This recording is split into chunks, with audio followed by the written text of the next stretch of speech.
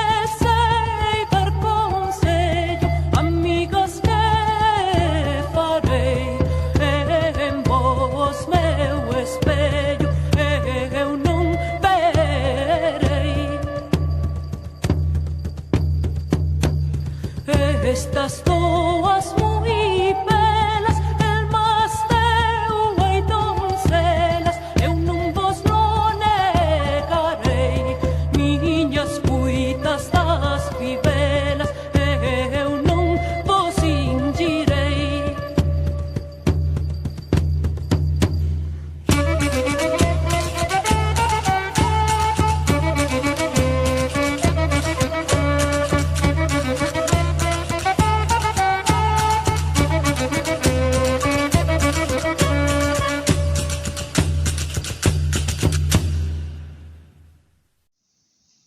Beleza aí, pessoal. Nesse primeiro exemplo, então, do trovadorismo, vemos um exemplo típico das cantigas de amigo, cantigas líricas de amigo, onde nós vemos um eu lírico feminino, né, que expressa, que esboça a sua tristeza pela ausência do amado, retratado aqui como amigo, que farei sem meu amigo.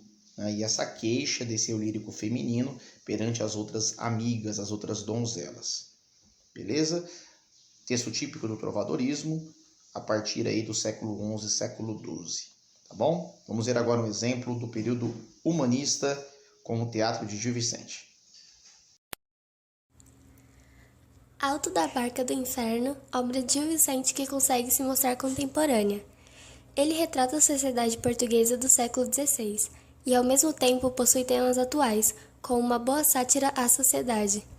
Foi escrita em 1517 e o cenário desta obra é um porto onde se encontram duas barcas, uma leva ao inferno e a outra ao paraíso, uma guiada por um diabo e a outra por um anjo, e sendo da decisão deles quem entra ou não em suas barcas. Primeiro vem um fidalgo que chega à embarcação do inferno e pergunta onde ela leva, e ao ouvir que era para o inferno, justifica que é uma terra desagradável e que em vida tinha quem rezasse por ele. Assim se encaminha para a barca do paraíso. Chega anunciando sua embarcação, mas o anjo lhe proíbe a entrada, afirmando que a tirania não entrava ali. O fidalgo então volta ao diabo e embarca para o inferno. O próximo personagem é o onzeneiro, uma espécie de agiota da época. Ele tenta convencer o anjo a deixá-lo ir para o paraíso, mas o pedido é negado, pois ele foi ganancioso e avarento. Ele tenta subornar o diabo e diz que quer voltar para pegar toda a sua riqueza acumulada. Porém, o pedido é negado e ele entra na barca do inferno. Depois, chega o parvo. Feitas as apresentações, descobre que a tal barca leva ao inferno e se caminha para a barca seguinte, onde o anjo com ele conversa. Ele aceita levar o parvo, mas pede-lhe que espere para ver se não há mais ninguém que possa ir com eles. A próxima alma a chegar é a do sapateiro, que chega com todos os seus instrumentos de trabalho. Ele se julga trabalhador e inocente, por isso pede ao anjo para deixá-lo ir ao paraíso. O pedido, porém, é negado, já que ele roubou e enganou seus clientes. Ele então entra na barca do diabo. Veio Brígida Vaz, uma alcoviteira, que o diabo quis embarcar, porém ela se dirigiu à barca celestial. O anjo perguntou quem era ela, e ela lhe afirmou que merecia o paraíso, pois muitas vidas tinha salvado. No entanto, o anjo sabia que ela não pertencia àquela barca, e assim ela voltou e embarcou na barca do inferno. Chegou um judeu, dizendo ir na barca do paraíso, e enquanto ele conversava com o diabo, o parvo apareceu, dizendo como o judeu era mau. Assim, ele também embarcou para o inferno. Logo após, chegam os representantes da lei, um corregedor e um procurador, que aparecem com seus livros e processos nas mãos e tentam argumentar sua entrada no céu. Porém, são impedidos e acusados por manipular a justiça para o bem próprio. Eles seguem para a barca do inferno, onde parecem já conhecer a alcoviteira. Os últimos a chegarem são 4 cavaleiros que lutaram e morreram defendendo o cristianismo, por isso são perdoados de seus pecados e seguem para a barca do anjo.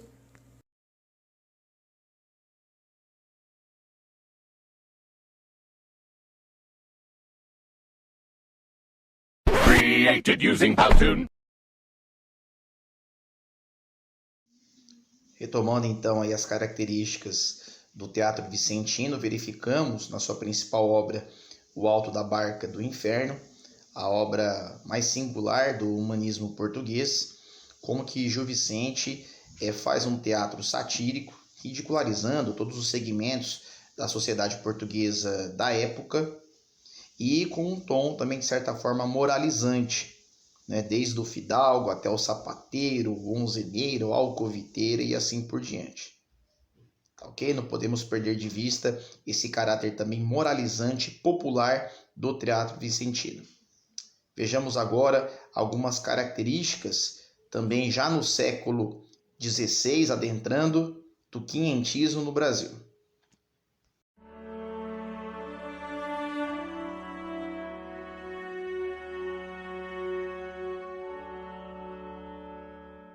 Seguimos nosso caminho por esse mar de longo, até que terça-feira das 8º de Páscoa, que foram 21 dias de abril, topamos alguns sinais de terra. O capitão pôs o nome de A Terra de Vera Cruz. E dali avistamos homens que andavam pela praia, uns 7 ou 8. A feição deles era serem tanto avermelhados, de bons rostos e narizes bem feitos. Seus corpos são tão formosos que não pode ser mais. Eles não lavram nem criam. Nem há aqui boi ou vaca, cabra, ovelha ou galinha, ou qualquer outro animal que esteja acostumado a viver do homem. Enquanto ali andavam, dançaram e bailaram, sempre com os nossos, ao som de um tamboril nosso, como se fossem mais amigos nossos do que nós, seus. Até agora, não podemos saber se há ouro ou prata, ou outra coisa de metal ou ferro. Águas são muitas, infinitas, e desta maneira, dou aqui a vossa alteza conto do que nessa vossa terra vi. Deste porto seguro, da vossa ilha de Vera Cruz, hoje, sexta-feira, 1º dia de maio de 1500, Pero Vaz de Caminha.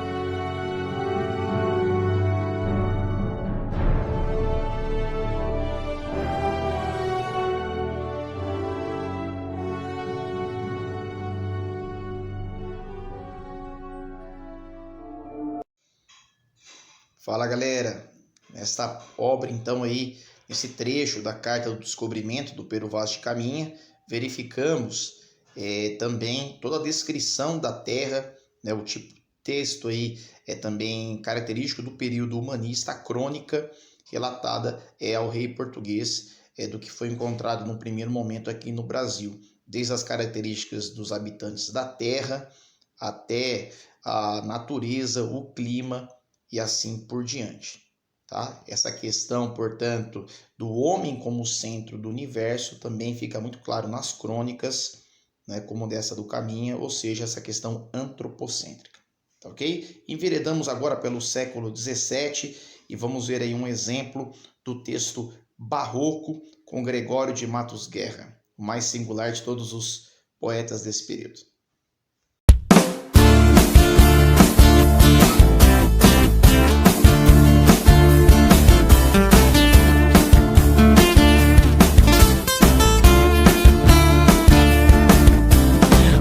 Barroco é dualidade, oposição, luta entre o corpo, a alma, a fé e a razão.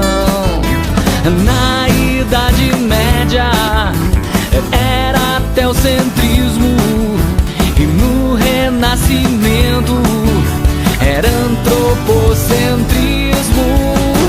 O barroco é o céu e o inferno, crise entre o efêmero e o eterno.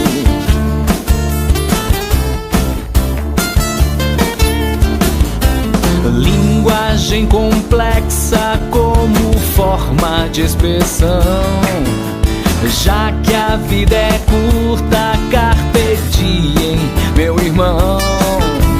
Mas a consciência clama por perdão, a alma quer o céu e o corpo a perdição.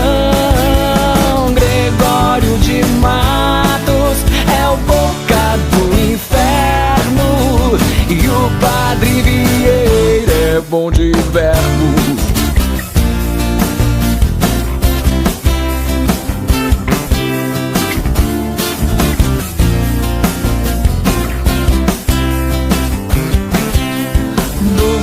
E acordar é uma antítese, eu sei.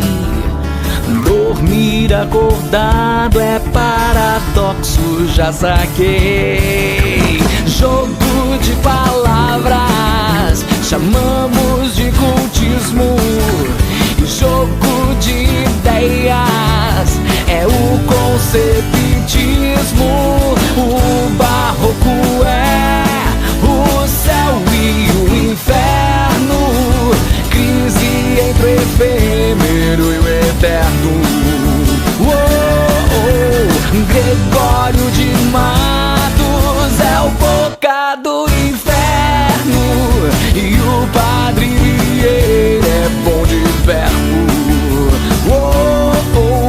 E o Padre Vieira é bom de verbo. E o Padre Vieira é bom de verbo.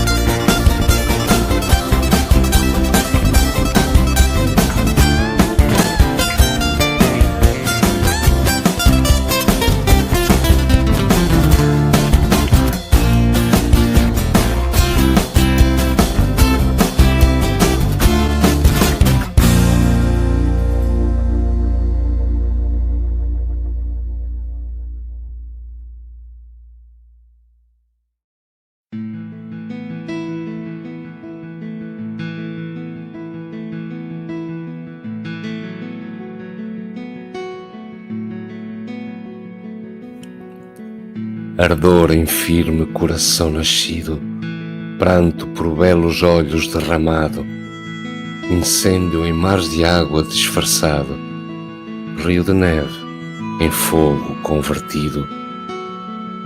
Tu que em peito abrasas escondido, tu que em um rosto corres desatado, quando o fogo em cristais aprisionado, quando o cristal em chamas derretido. Se és fogo, como passas brandamente, se és neve, como queimas com porfia. Mas ai, que anda o amor em ti por dentro, pois para temperar a tirania, como quis que aqui fosse a neve ardente, permitiu parecesse a chama fria.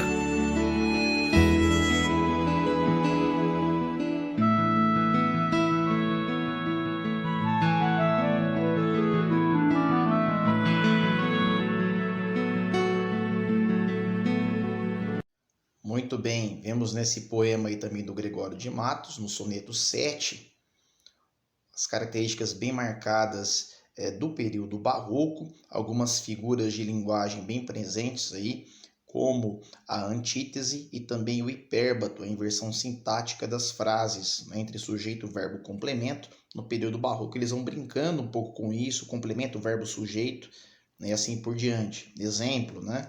Incêndio em mares d'água disfarçado, rio de neve em fogo convertido.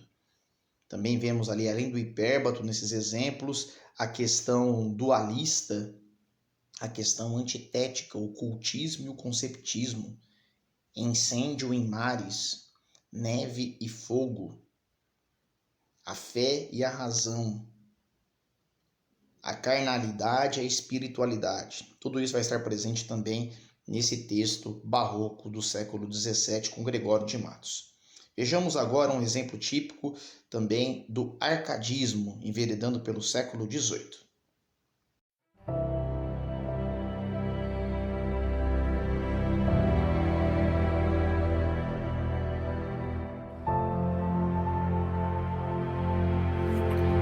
Estes os olhos são da minha amada, que belos, que gentis e que formosos. Não são para os mortais tão preciosos os doces frutos da estação dourada. Por eles a alegria derramada tornam-se os campos de prazer gostosos. Em zéfiros suaves e mimosos toda esta região se vê banhada. Vinde, olhos belos, vinde, e enfim trazendo do rosto do meu bem as prendas belas, dai alívio ao mal que estou gemendo. Mas delírio meu que me atropelas, os olhos que eu cuidei que estava vendo eram, quem crera tal, 2 estrelas.